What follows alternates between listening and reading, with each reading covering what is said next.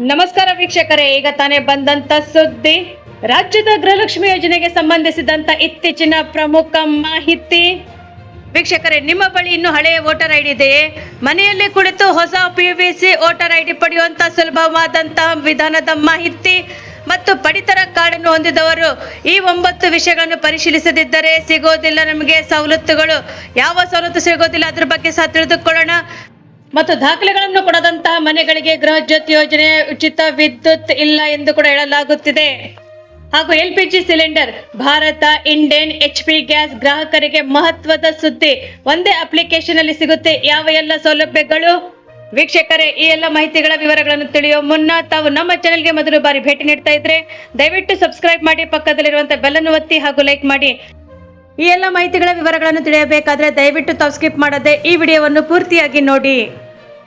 ವೀಕ್ಷಕರೇ, ರಾಜ್ಯದ ಗೃಹಲಕ್ಷ್ಮಿ ಯೋಜನೆಯು ನಿಲ್ಲುವುದಿಲ್ಲ. ಯಾಕೆಂದರೆ ಕರ್ನಾಟಕ ಸರ್ಕಾರ ಸ್ಪಷ್ಟಪಡಿಸಿದೆ. ಅರ್ಹ ಫಲಾನುಭವಿಗಳಿಗೆ 2,000 ಮಾಸಿಕ ಸಹಾಯಧನ ಮುಂದುವರಿಯುತ್ತಿದೆ ಎಂದು ಕೂಡ ತಿಳಿಸಿದೆ. ಫಲಾನುಭವಿಗಳು ಮರುಪರಿಶೀಲನೆ ನಡೆಯುತ್ತಿದೆ. ಅನರ್ಹರನ್ನು ಮತ್ತು ಮೃತಪಟ್ಟವರ ಹೆಸರಿನಲ್ಲಿ ಹಣ ಹೋಗುತ್ತಿರುವ ಪ್ರಕರಣಗಳು ತಡೆಯಲು ಸರ್ಕಾರ ಕ್ರಮ ಕೈಗೊಂಡಿದೆ. ಕೆಲವು ದಿನಗಳಿಂದ ವರದಿ ಪ್ರಕಾರ ಆಧಾರದ ಆಧಾರಿತ ಬಯೋಮೆಟ್ರಿಕ್ ಪರಿಶೀಲನೆ ಜಾರಿಗೊಳಿಸುವ ಸಿದ್ಧತೆ ನಡೆಯುತ್ತಿದೆ. ಆದ್ದರಿಂದ ನಿಮ್ಮ ಆಧಾರ್ ಕಾರ್ಡ್, ಬ್ಯಾಂಕ್ ಖಾತೆ ಮತ್ತು ಮೊಬೈಲ್ ಸಂಖ್ಯೆ ಮತ್ತು ಇತರೆ ದಾಖಲೆಗಳನ್ನು ನವೀಕರಿಸಿಕೊಳ್ಳುವುದು ಒಳ್ಳೆಯದೆಂದು ಕೂಡ ಹೇಳಲಾಗುತ್ತಿದೆ. ಮತ್ತು ಈ ತಿಂಗಳ ಗೃಹಲಕ್ಷ್ಮಿ ಯೋಜನೆ ಕೂಡ 2,000 ರೂಪಾಯಿ ಹಣವು ಸರ್ಕಾರ DBT ಮೂಲಕ ಹಂತ ಹಂತವಾಗಿ ಫಲಾನುಭವಿಗಳ ಬ್ಯಾಂಕ್ ಖಾತೆಗಳಿಗೆ ಜಮಾ ಮಾಡುತ್ತಿದೆ. ಬ್ಯಾಂಕ್ ಮತ್ತು ಜಿಲ್ಲೆವಾರು ಜಮೆ ಆಗುವಂತಹ ದಿನಾಂಕವನ್ನು ಕೂಡ ವ್ಯತ್ಯಾಸವಿರುತ್ತದೆ. ಯಾಕೆಂದ್ರೆ DBT ಕರ್ನಾಟಕ ಆಪ್ ಅನ್ನು ತೆರೆಯುವುದರ ಮೂಲಕ ನೀವು ಪರಿಶೀಲಿಸಿಕೊಳ್ಳಬಹುದಾಗಿದೆ. DBT ಕರ್ನಾಟಕ ಆಪ್ ತೆರೆದರೆ ಆಧಾರ್ ಲಿಂಕ್ ಆಗಿರುವಂತಹ ಮೊಬೈಲ್ ಸಂಖ್ಯೆಯನ್ನು ಅದರಲ್ಲಿ ಲಾಗಿನ್ ಮಾಡೋದ್ರ ಮೂಲಕ ಗೃಹಲಕ್ಷ್ಮಿ ಯೋಜನೆಯ ಕಂತಿನ ವಿವರಗಳನ್ನು ಕೂಡ ನೀವು ನೋಡಬಹುದು. ಮತ್ತು ಹಣ ಇನ್ನು ಜಮಾ ಆಗದಿದ್ದರೆ ನಿಮ್ಮ ಆಧಾರ್ ಬ್ಯಾಂಕ್ ಲಿಂಕ್ ಆಗಿದೆ ಎಂದು ಕೂಡ ಪರಿಶೀಲಿಸಿ. ಈ KYC ಅಥವಾ ದಾಖಲೆಗಳು ಪರಿಶೀಲನೆ ಪೂರ್ಣಗೊಂಡಿದೆ ಕೂಡ ನೋಡಿಕೊಳ್ಳಿ.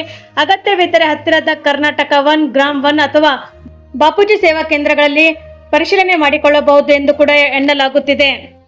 ವೀಕ್ಷಕರೇ, ಭಾರತದಲ್ಲಿ ಚುನಾವಣೆ ವೇಳೆ ಮತ ಚಲಾಯಿಸಲು ಮತದಾರರ ಗುರುತಿನ ಚೀಟಿ ಅತ್ಯಂತ ಪ್ರಮುಖ ದಾಖಲೆಗಳಲ್ಲಿ ಒಂದಾಗಿದೆ. ಇದು ಮತದಾನದ ಜೊತೆಗೆ ಗುರುತಿನ ಚೀಟಿಯು ಕೂಡ ಬಳಸಲಾಗುತ್ತದೆ. ಕೆಲವೊಮ್ಮೆ ಹಳೆಯ ಮತದಾರರ ಚೀಟಿಯಲ್ಲಿ ಕೂಡ ಹೆಸರು, ವಿಳಾಸ, ಜನ್ಮ ದಿನಾಂಕ ಅಥವಾ ಫೋಟೋ ಸೇರಿದಂತೆ ಹಲವು ಮಾಹಿತಿಗಳಲ್ಲಿ ತಪ್ಪುಗಳು ಕೂಡ ಆಗಿರಬಹುದು. ಇಂತಹ ಸಮಸ್ಯೆಗಳನ್ನು ಸರಿಪಡಿಸಲು ಮತ್ತು ಆಧುನಿಕ ಭದ್ರತಾ ವೈಶಿಷ್ಟ್ಯತೆಗಳೊಂದಿಗೆ ಹೊಸ ಮಾದರಿಯ PVC ಬಣ್ಣದ ಮತದಾರರ ಗುರುತಿನ ಚೀಟಿಯನ್ನು ಕೂಡ ಚುನಾವಣಾ ಆಯೋಗ ಪರಿಚಯಿಸುತ್ತಿದೆ. ಹಾಗಾದ್ರೆ ವೀಕ್ಷಕರೇ, ಈ PVC ಮತದಾರರ ಚೀಟಿ ಅಂದರೇನು ಅದರ ಬಗ್ಗೆ ಸಹ ತಿಳಿದುಕೊಳ್ಳೋಣ. ಕಾರ್ಡ್ ATM ಥರನೇ DBT ಕಾರ್ಡ್ನಂತೆಯೇ ಗಟ್ಟಿಯಾದಂಥ ಪ್ಲಾಸ್ಟಿಕ್ನಿಂದ ತಯಾರಿಸಿದಂಥ ಮತದಾರರ ಗುರುತಿನ ಚೀಟಿ ಆಗಿರುತ್ತದೆ. ಹಳೆಯ ಕಪ್ಪು ಬಿಳಿ ಮತದಾರರ ಗುರುತಿನ ಚೀಟಿಗಿಂತ ಇದು ಹೆಚ್ಚು ಆಕರ್ಷಕ, ಬಾಳಿಕೆ ಬರುವಂತಹ ಮತ್ತು ಓದಲು ಸುಲಭವಾಗಿರುತ್ತದೆ. ಬಣ್ಣದ ಫೋಟೋ ಇರುವುದರಿಂದ ಮತದಾರರನ್ನು ಕೂಡ ಸುಲಭ ಗುರುತಿಸಬಹುದಾಗಿದೆ. 18 ವರ್ಷ ಅಥವಾ ಅದಕ್ಕಿಂತ ಹೆಚ್ಚು ವಯಸ್ಸಿನ ಮತದಾರರ ಪಟ್ಟಿಯಲ್ಲಿ ಹೆಸರು ಹೊಂದಿರುವಂತಹ ಭಾರತೀಯ ನಾಗರಿಕರು PVC ಮತದಾರರ ಚೀಟಿಗೆ ಅರ್ಜಿ ಸಲ್ಲಿಸಬಹುದು. ಹಳೆಯ ಚೀಟಿಲಿ ತಿದ್ದುಪಡಿ ಮಾಡಬೇಕಾದರೂ ಹಾಗೂ ಹೊಸ PVC ಕಾರ್ಡ್ ಪಡೆಯಲು ಬಯಸುವವರಿಗೆ ಕೂಡ ಹೊಸ ಸೌಲಭ್ಯ ಇದು ಇದೆ. ಹೊಸ ಬಣ್ಣದ PVC ಮತದಾರರ ಗುರುತಿನ ಚೀಟಿ ಪಡೆಯಲು ಶುಲ್ಕ ಪಾವತಿಸಬೇಕು. ಈ ಮೊತ್ತವನ್ನು ಸಂಬಂಧಿಸಿದಂಥ ನೋಂದಣಿ ಕೇಂದ್ರಗಳಿಗೆ ಈ ಸೇವಾ ಅಥವಾ ಮೀ ಸೇವಾ ಕೇಂದ್ರಗಳಲ್ಲಿ ಕೂಡ ಪಾವತಿಸಬಹುದು. ಭಾರತದಲ್ಲಿ ಆನ್ಲೈನ್ನಲ್ಲಿ ಬಣ್ಣದ ಮತದಾರರ ಗುರುತಿನ ಚೀಟಿ ಸುಲಭವಾಗಿ ಪಡೆದುಕೊಳ್ಳಬಹುದು. ಅದಕ್ಕೆ ಅನುಸರಿಸಬೇಕಾದಂಥ ಹಂತಗಳೇನೆಂದರೆ, ಅಧಿಕೃತ ಮತದಾರರ ಪೋರ್ಟಲ್ ತೆರೆಯಿರಿ, ನಿಮ್ಮ ರುಜುವಾತುಗಳನ್ನು ಕೂಡ ಭರ್ತಿ ಮಾಡಿ, ಮತದಾರರ ಪೋರ್ಟಲ್ನಲ್ಲಿ ನಿಮ್ಮ ಖಾತೆಗೆ ಲಾಗಿನ್ ಮಾಡಿ. ನೀವು ಖಾತೆಯನ್ನು ಹೊಂದಿಲ್ಲದಿದ್ದರೆ ಅಗತ್ಯವಿರುವಂಥ ಎಲ್ಲ ವಿವರಗಳನ್ನು ಭರ್ತಿ ಮಾಡುವ ಮೂಲಕ ಸೈನ್ ಆ್ಯಪ್ ಮಾಡಬಹುದು. ಮತ್ತು ನೀವು ಲಾಗಿನ್ ಆದ ನಂತರ ಹೊಸ PVC ಮತದಾರರ ಗುರುತಿನ ಚೀಟಿಯ ನೋಂದಣಿಯನ್ನು ನಿರ್ದಿಷ್ಟಪಡಿಸಿಕೊಳ್ಳಲು ಲಿಂಕ್ ಅನ್ನು ಕೂಡ ನೀವು ಆಯ್ಕೆ ಮಾಡಿಕೊಳ್ಳಬೇಕಾಗುತ್ತದೆ. ಸಂಪರ್ಕದ ಸಂಖ್ಯೆ ಸೇರಿದಂತೆ ಎಲ್ಲ ನಿಮ್ಮ ವಿವರಗಳನ್ನು ಭರ್ತಿ ಮಾಡಿ. ನಿಮ್ಮ ಪ್ರಸ್ತುತ ಬಣ್ಣದ ಛಾಯಾಚಿತ್ರವನ್ನು ಅಪ್ಲೋಡ್ ಮಾಡಲು ನಿಮ್ಮನ್ನು ಕೇಳಲಾಗುತ್ತದೆ. ಹಾಗೂ ಸಲ್ಲಿಸಲು ಕೂಡ ಆಯ್ಕೆ ಕೂಡ ಆರಿಸಬೇಕಾಗುತ್ತದೆ. ನಿಮ್ಮ ವಿವರಗಳನ್ನು ಕೂಡ ಸಲ್ಲಿಸಿದ ನಂತರ ನಿಮ್ಮ ನೋಂದಾಯಿತ ಸಂಪರ್ಕ ಸಂಖ್ಯೆಗೆ ನೀವು ದೃಢೀಕರಣ ಕೋಡ್ ಅನ್ನು ಸ್ವೀಕರಿಸುತ್ತೀರಿ. ಕೋಡ್ ಅನ್ನು ಭರ್ತಿ ಮಾಡಿ ನಿಮ್ಮ ಮತದಾರರ ಕಾರ್ಡಿಗೆ ಗುರುತಿನ ಕೋಡ್ ಸಿಗುತ್ತದೆ. ಪ್ರತಿಕ್ರಿಯೆ ಪೂರ್ಣಗೊಂಡ ನಂತರ ನಿಮ್ಮ ನೋಂದಾಯಿತ ಸಂಪರ್ಕ ಸಂಖ್ಯೆಗೆ SMS ಮೂಲಕ ನವೀಕರಣಗಳನ್ನು ಸ್ವೀಕರಿಸಲೇ ಇರುತ್ತೀರಿ. ಮತ್ತು PVC ಬಣ್ಣದ ಮತದಾರರ ಕಾರ್ಡನ್ನು ನೀವು 40 ಅಥವಾ 60 ದಿನಗಳ ನಿಮ್ಮ ಮನೆಗೆ ಬಾಗಿಲಿಗೆ ತಲುಪಲಾಗುತ್ತದೆ. ಮತ್ತೆ ಬಣ್ಣದ ಮತದಾರರ ಗುರುತಿನ ಚೀಟಿಗೆ ಅರ್ಜಿ ಸಲ್ಲಿಸಲು ಅಗತ್ಯ ಇರುವಂತಹ ದಾಖಲೆಗಳೇನೆಂದರೆ, ಶಾಶ್ವತ ನಿವಾಸ ಪುರಾವೆ ಬೇಕಾಗುತ್ತದೆ. ವಯಸ್ಸಿನ ಪುರಾವೆ 18 ರಿಂದ 21 ವರ್ಷ ವಯಸ್ಸು ಆಗಿದ್ದರೆ ನಡೆಯುತ್ತದೆ. ಮತ್ತು ಬಣ್ಣದ ಪಾಸ್ಪೋರ್ಟ್ ಕೂಡ ಗಾತ್ರ ಛಾಯಾಚಿತ್ರ ಬೇಕಾಗುತ್ತದೆ. ಹಾಗಾದರೆ ಬಣ್ಣದ ಮತದಾರರ ಗುರುತಿನ ಚೀಟಿಯನ್ನು ಆನ್ಲೈನ್ನಲ್ಲಿ ಕೂಡ ಡೌನ್ಲೋಡ್ ಮಾಡಲು ಹಂತಗಳು ಯಾವ್ಯಾವೆಂದು ಕೂಡ ತಿಳಿದುಕೊಳ್ಳೋಣ. ಮತದಾರರ ಗುರುತಿನ ಚೀಟಿಯನ್ನು ಆನ್ಲೈನ್ ಡೌನ್ಲೋಡ್ ಮಾಡಲು ಸುಲಭವಾದಂಥ ಮಾರ್ಗಗಳೆಂದರೆ NVSPಯ ಅಧಿಕೃತ ವೆಬ್ಸೈಟ್ ತೆರೆಯಿರಿ. ವಿವರಗಳನ್ನು ಮತ್ತು ಕ್ಯಾಪ್ಚನ್ನು ಭರ್ತಿ ಮಾಡುವ ಮೂಲಕ ನಿಮ್ಮ ಖಾತೆಗೆ ಲಾಗಿನ್ ಮಾಡಿ. ನಿಮ್ಮ ಖಾತೆ ಲಾಗಿನ್ ಆದ ನಂತರ EAPK ಡೌನ್ಲೋಡ್ ಮಾಡಿ ಆಯ್ಕೆಯನ್ನು ಆರಿಸಿ. ನೀವು ಲಾಗಿನ್ ಆದ ನಂತರ ನಿಮ್ಮ ಸಂಪರ್ಕ ಸಂಖ್ಯೆಯನ್ನು ಕೂಡ ನಮೂದಿಸಬೇಕಾಗುತ್ತದೆ. ನಿಮ್ಮ ಸಂಪರ್ಕ ಸಂಖ್ಯೆ ಒಂದು ಬಾರಿ ಪಾಸ್ವರ್ಡ್ ಕೂಡ ಬರುತ್ತದೆ. ಅದಲ್ಲದೆ OTPಯನ್ನು ಭರ್ತಿ ಮಾಡಿದ ನಂತರ ನೀವು ನಿಮ್ಮ ಬಣ್ಣದ ಮತದಾರರ ಗುರುತಿನ ಚೀಟಿಯನ್ನು ಆನ್ಲೈನ್ ಡೌನ್ಲೋಡ್ ಕೂಡ ಮಾಡಿಕೊಳ್ಳಬಹುದು. ಮತ್ತು ಬಣ್ಣದ ಮತದಾರರ ಗುರುತಿನ ಚೀಟಿಗಳಿಗೆ ಅರ್ಜಿ ಸಲ್ಲಿಸಲು ಅರ್ಹತೆ ಅವಶ್ಯಕತೆ ಎಂದರೆ ಪ್ರತಿಯೊಬ್ಬರು ಕನಿಷ್ಠ 18 ವರ್ಷ ವಯಸ್ಸಾಗಿರಬೇಕು ಮತ್ತು ಅವರ ಹೆಸರು ಮತದಾರರ ಪಟ್ಟಿಯಲ್ಲಿ ಕಾಣಿಸಿಕೊಂಡರೆ ಮಾತ್ರ ಸಾರ್ವತ್ರಿಕ ಚುನಾವಣೆಗೆ ಸಮಯದಲ್ಲಿ ಬಣ್ಣದ ಮತದಾರರ ಗುರುತಿನ ಚೀಟಿಯನ್ನು ಬಳಸಲು ಅವರು ಅರ್ಹರಾಗಿರುತ್ತಾರೆ ಎಂದು ಕೂಡ ಹೇಳಲಾಗುತ್ತಿದೆ. ವೀಕ್ಷಕರೇ, ಪಡಿತರ ಚೀಟಿ ಸಬ್ಸಿಡಿ ಆಹಾರ ಧಾನ್ಯಗಳನ್ನು ಖರೀದಿಸುವ ದಾಖಲೆಗಿಂತ ಹೆಚ್ಚಿನದಾಗಿದೆ. ಸರ್ಕಾರಿ ಕಲ್ಯಾಣ ಯೋಜನೆಗಳು, ಗುರುತಿನ ಪರಿಶೀಲನೆ ಮತ್ತು ಕುಟುಂಬದ ದಾಖಲೆಗಳನ್ನು ಪಡೆಯಲು ಸಹ ಬಳಸಲಾಗುತ್ತದೆ. ಅನೇಕ ಜನರು ತಮ್ಮ ಪಡಿತರ ಚೀಟಿಯಲ್ಲಿ ಪ್ರಯೋಜನಗಳನ್ನು ನಿರಾಕರಿಸಿದಾಗ ಮಾತ್ರ ಸಮಸ್ಯೆಗಳು ಎದುರಾಗುವಂಥ ಸಾಧ್ಯತೆ ಇದೆ ಎಂದು ಹೇಳಲಾಗುತ್ತದೆ. ಅದಲ್ಲದೆ ಎಲ್ಲ ಕುಟುಂಬದ ಸದಸ್ಯರು ಹೆಸರಿನಲ್ಲಿಯೇ ಪರಿಶೀಲಿಸಿಕೊಳ್ಳಬೇಕಾಗುತ್ತದೆ. ಯಾಕೆಂದರೆ ಮದುವೆ, ಹೆರಿಗೆ ಅಥವಾ ಕುಟುಂಬದ ಸದಸ್ಯರ ಮರಣದ ನಂತರ ಪಡಿತರ ಚೀಟಿಯನ್ನು ನವೀಕರಿಸಬೇಕು. ತಪ್ಪಾದ ಕುಟುಂಬದ ಪಟ್ಟಿಯಲ್ಲೂ ಕೂಡ ಆಹಾರ ಧಾನ್ಯ ಪಡೆಯುವಂಥ ಅರ್ಹತೆ, ಸರ್ಕಾರಿ ಯೋಜನೆಗಳಿಗೆ ಅರ್ಹತೆ, ಭವಿಷ್ಯದ ದಾಖಲೆ ಪರಿಶೀಲನೆಯ ಸಂದರ್ಭದಲ್ಲಿ ಪರಿಣಾಮ ಬೀರಬಹುದು.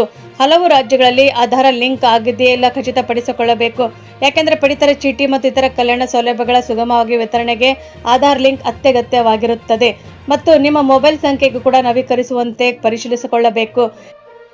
ಮತ್ತು ನಿಮ್ಮ ಪಡಿತರ ಚೀಟಿಯನ್ನು ವರ್ಗವಾಗಿ ಪರಿಶೀಲಿಸಿ.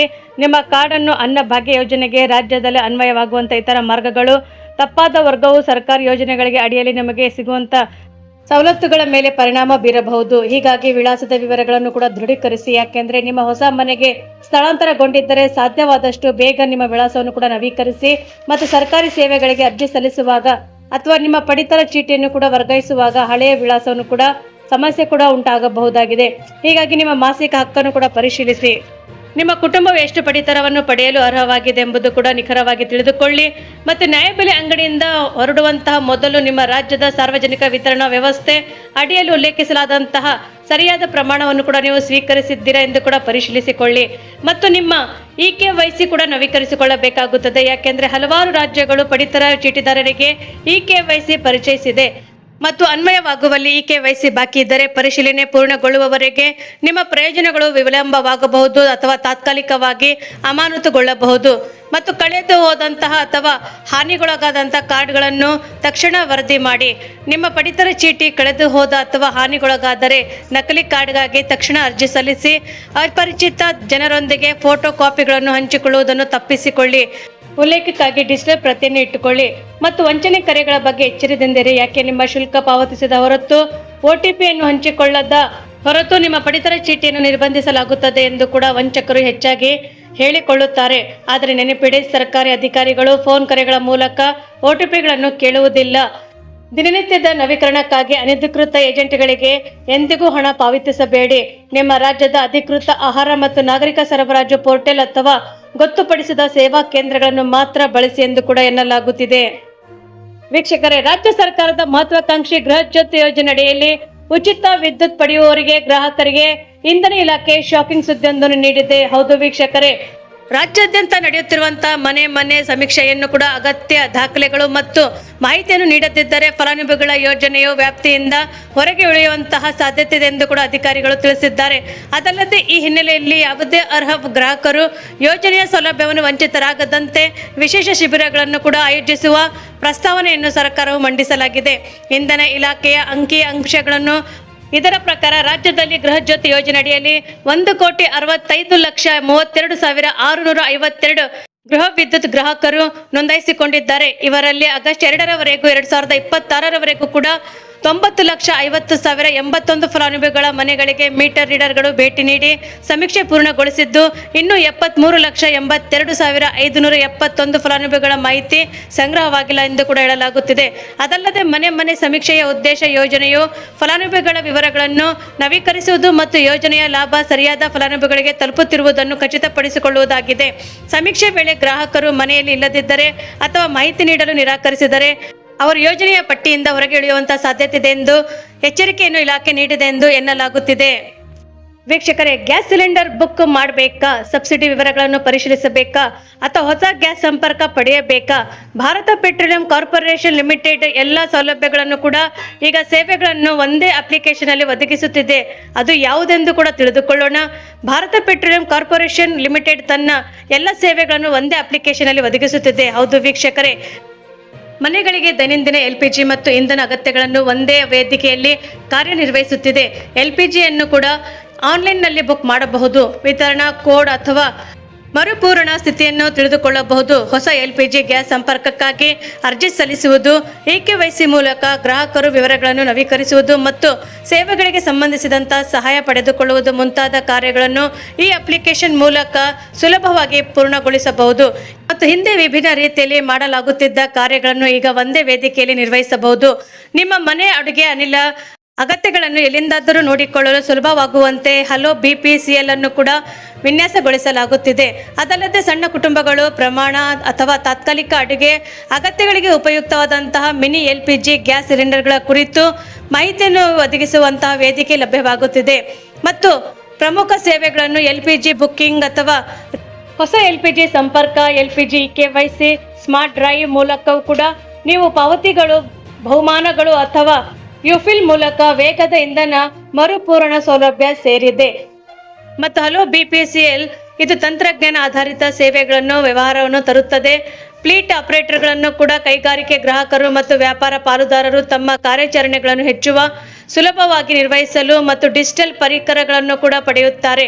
ಇದಲ್ಲದೆ ಅವರು ಇಂಧನದ ಅಗತ್ಯಗಳನ್ನು ಚೆನ್ನಾಗಿ ಅರ್ಥ ಮಾಡಿಕೊಳ್ಳಲು ಮತ್ತು ಸೇವೆಯಾಗಿ ನಿರ್ಧಾರಗಳನ್ನು ತೆಗೆದುಕೊಳ್ಳಲು ಅದು ಅನುವು ಮಾಡಿಕೊಳ್ಳುತ್ತದೆ. ಗ್ರಾಹಕರು ತಮಗೆ ಅಗತ್ಯವಿರುವ ಸೇವೆಗಳನ್ನು ತ್ವರಿತವಾಗಿ ಹುಡುಕಲು ಮತ್ತು ಬಳಸಲು ಸಾಧ್ಯವಾಗುವಂತೆ ವೇದಿಕೆಯನ್ನು ಬಳಕೆದಾರರಿಗೆ ಸ್ನೇಹಿ ರೀತಿಯಲ್ಲಿ ವಿನ್ಯಾಸಗೊಳಿಸಲಾಗಿದೆ ಎಂದು ಎನ್ನಲಾಗುತ್ತಿದೆ. ವೀಕ್ಷಕರೇ, ತಾವು ನಮ್ಮ ಈ ವಿಡಿಯೋ ಮೊದಲ ಬಾರಿ ನೋಡುತ್ತಿದ್ದರೆ ದಯವಿಟ್ಟು ಸಬ್ಸ್ಕ್ರೈಬ್ ಮಾಡಿ, ಪಕ್ಕದಲ್ಲಿರುವಂಥ ಬೆಲ್ಲನ್ನು ಒತ್ತಿ ಹಾಗೂ ಲೈಕ್ ಮಾಡಿ. ನಿಮ್ಮ ಸಲಹೆ ಮತ್ತು ಸೂಚನೆಗಳನ್ನು ದಯವಿಟ್ಟು ನಮಗೆ ಕಮೆಂಟ್ ಬಾಕ್ಸಲ್ಲಿ ತಿಳಿಸಿ ಮತ್ತು ತಪ್ಪದೇ ನಿಮ್ಮೂರನ್ನು ಕೂಡ ಮೆನ್ಷನ್ ಮಾಡಿ. ಯಾಕೆಂದರೆ ಮುಂದಿನ ಮಾಹಿತಿಗಳನ್ನು ಅಪ್ಡೇಟ್ ಮಾಡಲು ನಮಗೆ ಅನುಕೂಲವಾಗುತ್ತದೆ. ಮತ್ತು ನಮ್ಮ ಈ ವಿಡಿಯೋವು ತಾವು ಪೂರ್ತಿಯಾಗಿ ನೋಡಿದ್ದಕ್ಕೆ ತಮಗೆ ಧನ್ಯವಾದಗಳು.